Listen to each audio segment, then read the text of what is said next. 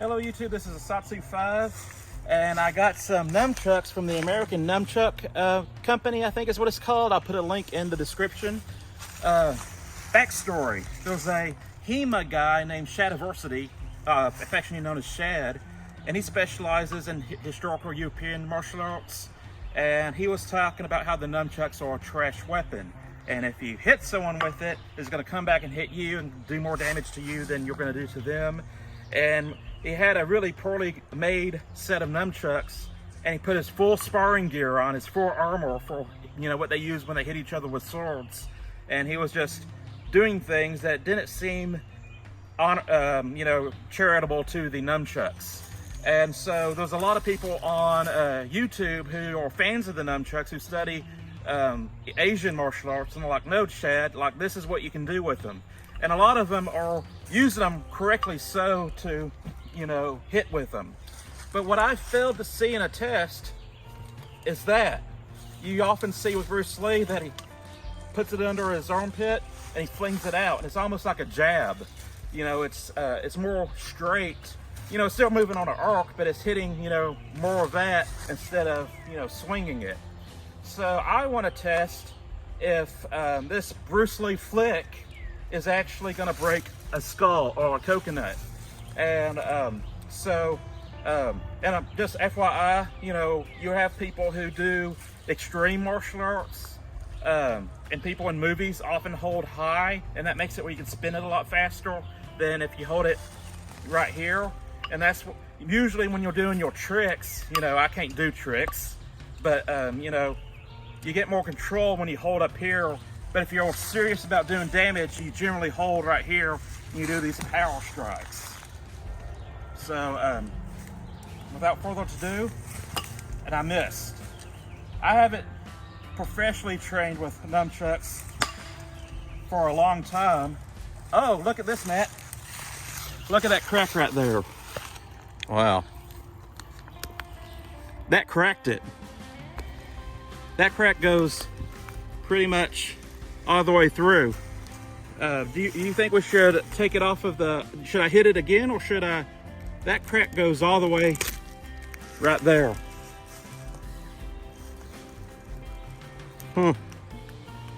Hit it again just for the sake of fun. It's dripping. Yeah.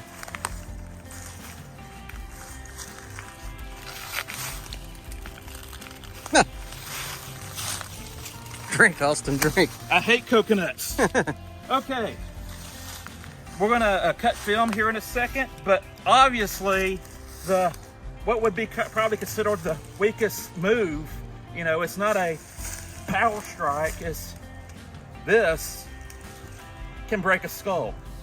So what we're gonna do now, I got this dowel let's compare it in size. Okay, the nunchucks are a little bit longer, but not by much.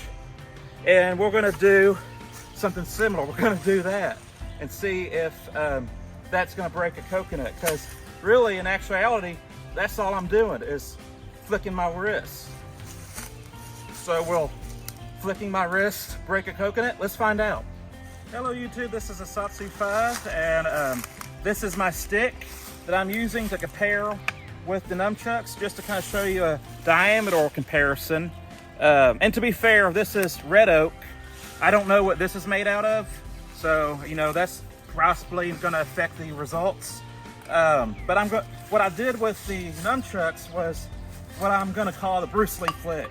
So in Bruce Lee movies, he goes pow.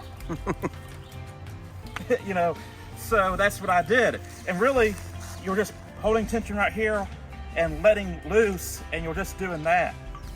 So, and the whole point of the nunchucks as a weapon is to be a more compact version of the stick, something that's concealable. Keep in mind, they weren't driving cars back then, they're riding horses and walking. So this was a little bit more practical back in the day.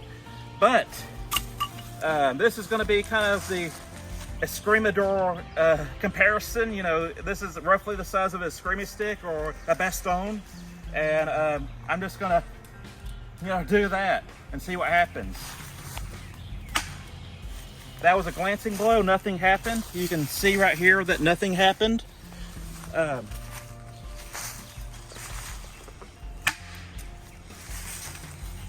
I don't see any cracks. I want to get one kind of dead center.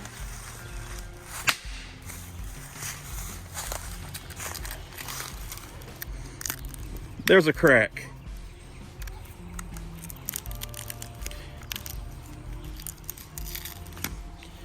But it doesn't seem to be as bad as the Nunchuck. It's just... Let's see, where was the crack though? It's roughly the same place. So we got more of a longer crack with the Nunchucks than we did with the solid stick. And it's still in that 3-eye triangle. So it's a fair test. Yeah. So I guess for the end discussion, you know, there's a lot of locks you can do with a straight stick, and there's some grappling moves you can do with this. And there's some notable things about the Nunchucks that we can talk about. Most of our knowledge about the effectiveness of Nunchucks come from the 20th century, the 70s, 80s and stuff. And Masad Abu actually wrote a book talking about, well, the book wasn't strictly about Nunchucks, but it had a chapter in it. And they talked about how dangerous these things were to police officers and to watch out for them. And because the gang members carrying them after Bruce Lee made them famous. So, you know, we have a lot of contemporary or, you know, knowledge of the 21st century of people talking about these and talk about how they're dangerous and that they need to be illegal.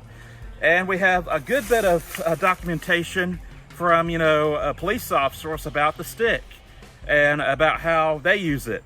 I will say that there was a special law enforcement grade Nunchuck that is used in like Colorado and other places. I've seen them when I went to college. There was one police officer that had them, and they were mostly used as a grappling tool. And they have about 300 different techniques that they use with them and about 3 strikes. So out of the 300 techniques they use with them, about using them as a grappling tool and as a temporary restraint, they have about 3 strikes that they feel comfortable about using these on a person.